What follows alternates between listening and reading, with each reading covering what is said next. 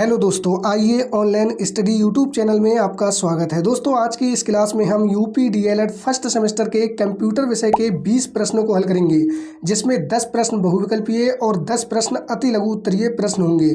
आप इस वीडियो को पूरा जरूर देखिए, जिससे आप ये समझ पाएँ कि यूपी डीएलएड के फर्स्ट सेमेस्टर में कंप्यूटर विषय का पेपर कैसा आता है, किस प्रकार के प्रश्न पूछे जाते हैं। आज जो हम प्रश्न हल करेंगे ये सभी प्रश्न प्रीवियस ईयर पेपर में पूछे गए प्रश्न होंगे। आपको बता दें कि कंप्यूटर का पेपर 25 नंबर का होता है, जिसमें पास होने के लिए आपको कम से कम 12 नंबर लाना जरूरी होता है। कंप्यूटर के पेपर में 5 बहुविकल्पीय प्रश्न, 6 अति लघु उत्तरीय प्रश्न और 7 लघु उत्तरीय प्रश्न पूछे जाते हैं, जिन्हें हल करने के लिए आपको 1 घंटे का समय मिलता है। तो चलिए वीडियो शुरू करते हैं। तो सबसे पहले हम बहुविकल्पीय प्रश्नों को हल करेंगे और उसके बाद अति लघु उत्तरीय प्रश्नों को हल करेंगे। तो दोस्तों, यहाँ पे आप पहला प्रश्न देख सकते हैं। पूछा गया है, प्रथम पीढ़ी के कंप्यूटरों में प्रयुक्त होता था IC chip, vacuum tube, transistor या फिर बृहद स्तर आईसी। तो इस प्रश्न का जो सही आंसर होगा वो ऑप्शन बी हो जाएगा, वैक्यूम ट्यूब। प्रथम पीढ़ी के कंप्यूटरों में प्रयुक्त होता था वैक्यूम ट्यूब। दोस्तों, यदि आपसे पूछा जाए दूसरी पीढ़ी के कंप्यूटरों में प्रयुक्त होता था, तो आपका जो आंसर होगा वो हो जाएगा ट्रांजिस्टर। ठीक है। और दोस्तों, तीसरी जो पीढ़ी है उसमें आईसी चिप यानी कि इंटीग्रेटेड सर्किट का यूज होता था। ठीक है। बात करें दोस्तों अगले प्रश्न की, देख सकते हैं। पूछा गया है, स्थायी स्मृति यानी कि मेमोरी है।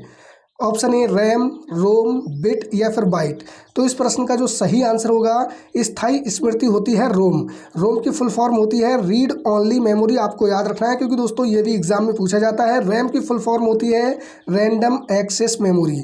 दोस्तों, जो रोम होती है ये स्थायी मेमोरी होती है और जो रैम होती है अस्थायी मेमोरी होती है। आपको याद रखना है। बात करें दोस्तों अगले प्रश्न की, देख सकते हैं। पूछा गया है, FTP का पूरा नाम है hyper text protocol, file transfer protocol, file text protocol या फिर इनमें से कोई नहीं। तो दोस्तों, इस प्रश्न का सही आंसर हो जाएगा option B, file transfer protocol.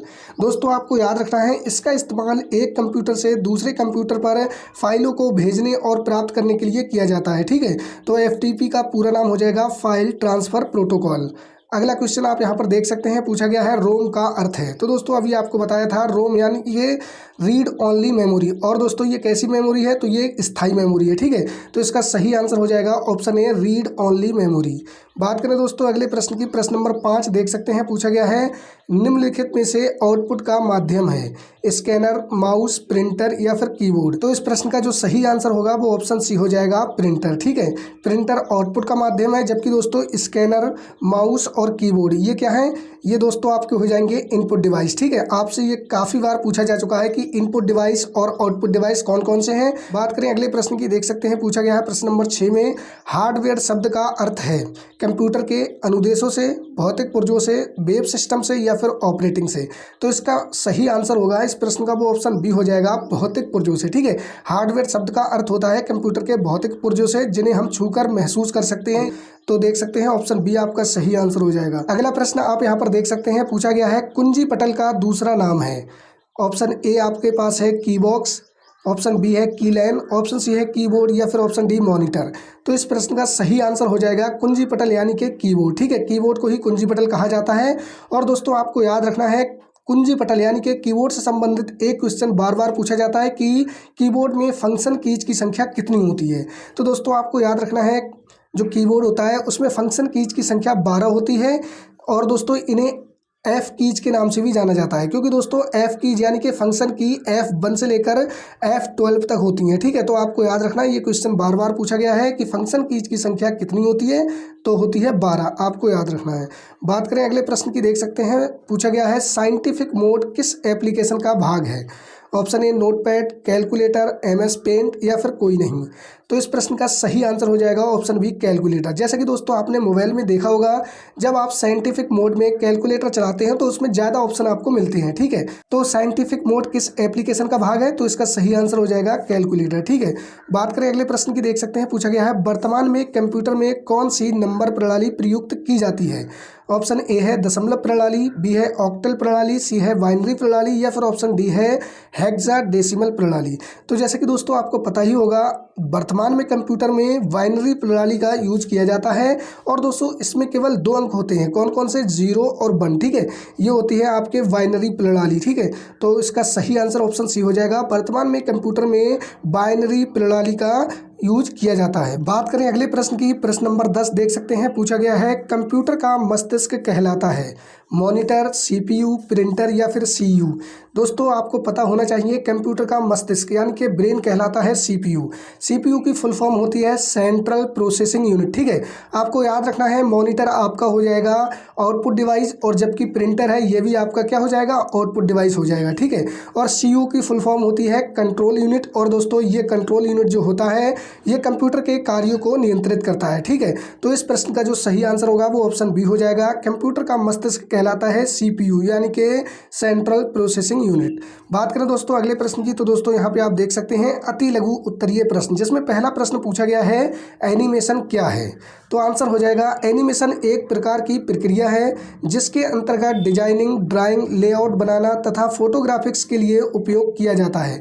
Animation मुख्य रूप से दो प्रकार के होते हैं, 2 डायमेंशन एनिमेशन यानी कि 2D एनिमेशन, 3 डायमेंशन एनिमेशन यानी कि 3D एनिमेशन है, जिनका उपयोग अलग अलग प्रकार के ग्राफिक्स डिजाइन करने के लिए किए जाते हैं। बात करें दोस्तों अगले प्रश्न की, देख सकते हैं प्रश्न नंबर 2 में पूछा गया है स्पैम किसे कहते हैं। तो दोस्तों आंसर हो जाएगा अनचाहे संदेशों को स्पैम कहते हैं। ये संदेश बड़ी मात्रा में भेजे जाते हैं। Spam email, text message, phone call या सोशल मीडिया के जरिए भेजा जा सकता है। तो दोस्तों यहाँ पे देख सकते हैं अनचाहे संदेशों को यानी कि अनचाहे एसएमएस को स्पैम कहते हैं। ये संदेश बड़ी मात्रा में यानी कि इकट्ठे भेजे जाते हैं। ठीक है, ये कैसे भेजे जा सकते हैं, तो ईमेल के द्वारा, टेक्स्ट मैसेज, फ़ोन कॉल के द्वारा या सोशल मीडिया के जरिए भी भेजे जा सकते हैं। बात करें अगले प्रश्न की, देख सकते हैं पूछा गया है कंप्यूटर को इंटरनेट से जोड़ने में किसकी सहायता लेते हैं। आंसर हो जाएगा कंप्यूटर को इंटरनेट से जोड़ने में मॉडेम की सहायता लेते हैं। राउटर का उपयोग भी कंप्यूटर को बिना तार के इंटरनेट से जोड़ने के लिए किया जाता है। जैसे कि दोस्तों आपने देखा होगा पहले जब वाईफाई की सुविधा इतनी नहीं थी तो दोस्तों क्या होता था, कंप्यूटर को मॉडेम की सहायता से इंटरनेट से जोड़ा जाता था या फिर राउटर का उपयोग किया जाता था। लेकिन दोस्तों अब आपने देखा होगा अब वाईफाई से ही सब कंप्यूटर को इंटरनेट से जोड़ लेते हैं। ठीक है, तो ये एक प्रकार का हार्डवेयर डिवाइस है जो एक या एक से अधिक नेटवर्क को एक साथ जोड़कर इंटरनेट से जोड़ता है, आपको याद रखना है। बात करें दोस्तों अगले प्रश्न की, देख सकते हैं पूछा गया है कंप्यूटर का सॉफ्टवेयर पेज मेकर किस ऑपरेटिंग सिस्टम से संबंध रखता है। तो आंसर हो जाएगा कंप्यूटर का software page maker Windows operating system से संबंध रखता है। ठीक है, पेज मेकर एक डेस्कटॉप पब्लिशिंग सॉफ्टवेयर होता है जिसका इस्तेमाल ऐसे डॉक्यूमेंट को डिजाइन और बनाने के लिए किया जाता है जिन्हें प्रिंट कर सकते हैं। तो दोस्तों यहाँ पे आप देख सकते हैं page maker Windows operating system से संबंध रखता है। ठीक है, बात करें अगले प्रश्न की, प्रश्न नंबर 5 में पूछा गया है इनपुट डिवाइस का क्या तात्पर्य है। तो आंसर हो जाएगा इनपुट डिवाइस का कार्य कंप्यूटर को इनपुट देना होता है। उदाहरण के लिए कीबोर्ड की मदद से टाइप करने से कंप्यूटर को इनपुट एवं निर्देश मिलते हैं। इसके अलावा माउस की मदद से कर्सर द्वारा कंप्यूटर को इनपुट एवं निर्देश दिए जाते हैं। तो दोस्तों यहाँ पे आप देख सकते हैं कीबोर्ड और माउस जो आपके होते हैं ये इनपुट डिवाइस होते हैं। इसी के साथ स्कैनर वो भी आपने देखा होगा, ये भी आपके इनपुट डिवाइस होती है। ठीक है, बात करें अगले प्रश्न की, प्रश्न नंबर 6 में पूछा गया है कंप्यूटर प्रोसेसिंग की स्पीड किस में नापी जाती है। तो आंसर हो जाएगा कंप्यूटर प्रोसेसिंग की स्पीड गीगाहर्ट्ज में नापी जाती है। ये निर्धारित करती है कि प्रोसेसर कितनी तेज से निर्देशों को निष्पादित कर रहा है। गीगाहर्ट्ज को क्लॉक स्पीड या क्लॉक रेट के रूप में भी जाना जाता है। तो दोस्तों यहाँ पे आप देख सकते हैं कंप्यूटर प्रोसेसिंग की जो स्पीड होती है वो गीगाहर्ट्ज में नापी जाती है। ठीक है, बात करें अगले प्रश्न की, प्रश्न नंबर 7 में पूछा गया है कंप्यूटर की द्वितीयक यानी कि सेकेंडरी मेमोरी क्या है। आंसर हो जाएगा कंप्यूटर की द्वितीयक यानी कि सेकेंडरी मेमोरी को बाह्य मेमोरी या सहायक मेमोरी भी कहा जाता है।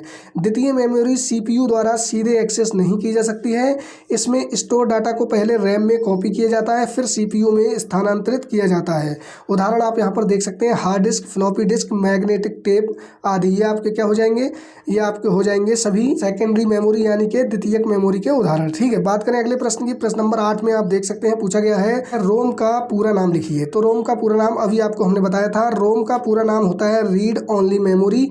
ये सिलिकॉन की बनी एक सेमीकंडक्टर होती है जिसमें डेटा व प्रोग्राम स्थायी तौर पर स्टोर होती है। ठीक है, रोम को स्थायी मेमोरी भी कहा जाता है, आपको याद रखना है। ठीक है, ये एक स्थायी मेमोरी होती है। बात करें अगले प्रश्न की, प्रश्न नंबर 9 में पूछा गया है नए सॉफ्टवेयर को इंस्टॉल करने के लिए कितने तरीके हैं। तो आंसर हो जाएगा कंप्यूटर में नए सॉफ्टवेयर को इंस्टॉल करने के तरीके कंप्यूटर में मुख्य रूप से 2 तरीकों से सॉफ्टवेयर या प्रोग्राम को इंस्टॉल करते हैं। जैसे कि दोस्तों आपको पता ही होगा, यदि आपने कंप्यूटर चलाया है या लैपटॉप चलाया है, आपने देखा होगा मुख्य रूप से दो तरीक़ों से आप सॉफ्टवेयर इंस्टॉल करते हैं। पहला होता है CD या DVD से सॉफ्टवेयर इंस्टॉल कर लेते हैं और दूसरा होता है इंटरनेट से सॉफ्टवेयर इंस्टॉल करना। ठीक है, तो दो तरीके से आप क्या करते हैं, सॉफ्टवेयर को इंस्टॉल कर लेते हैं। ठीक है, बात करें अगले प्रश्न की, प्रश्न नंबर 10 यानी कि आज की वीडियो का लास्ट प्रश्न। देख सकते हैं पूछा गया है लाइट पेन क्या होता है। आंसर हो जाएगा लाइट पेन एक प्रकार की इनपुट डिवाइस है। कैसी डिवाइस है? इनपुट डिवाइस है, जिसका इस्तेमाल कंप्यूटर स्क्रीन पर मौजूद टेक्स्ट को सिलेक्ट करने, प्रोग्राम को ओपन करने और चित्र बनाने के लिए किया जाता है। ठीक है, देख सकते हैं लाइट पेन का उपयोग कहाँ किया जाता है, तो कंप्यूटर स्क्रीन पर मौजूद टेक्स्ट को सेलेक्ट करने, प्रोग्राम को ओपन करने, चित्र बनाने के लिए किया जाता है। इसका उपयोग माउस की तरह भी किया जाता है। देख सकते हैं लाइट पेन का उपयोग माउस की तरह भी किया जाता है। लाइट पेन में एक बटन होता है जिससे दबाने पर पेन चालू हो जाता है, जिसके बाद यूजर इस पेन का उपयोग करके कंप्यूटर को कमांड या निर्देश दे सकते हैं। तो दोस्तों आप देख सकते हैं लाइट पेन क्या होता है। लाइट पेन एक इनपुट डिवाइस है और इसका प्रयोग माउस की तरह भी किया जा सकता है। तो दोस्तों आज की ये वीडियो अगर आपको अच्छी लगी हो तो वीडियो को लाइक ज़रूर कर दीजिए और दोस्तों इसे अपने अदर फ्रेंड्स के साथ जो भी फर्स्ट सेमेस्टर में हैं UP DLED के, उनके साथ शेयर ज़रूर कर दीजिए, इससे वो अपनी तैयारी अच्छे से कर सकें। ठीक है, और दोस्तों ऐसी ही और वीडियो देखने के लिए और UP DLED फर्स्ट सेमेस्टर या फिर UP DLED के कोई भी सेमेस्टर की तैयारी करने के लिए आप इस चैनल को सब्सक्राइब करके रखिएगा। मिलते हैं किसी नेक्स्ट क्लास में। ठीक है।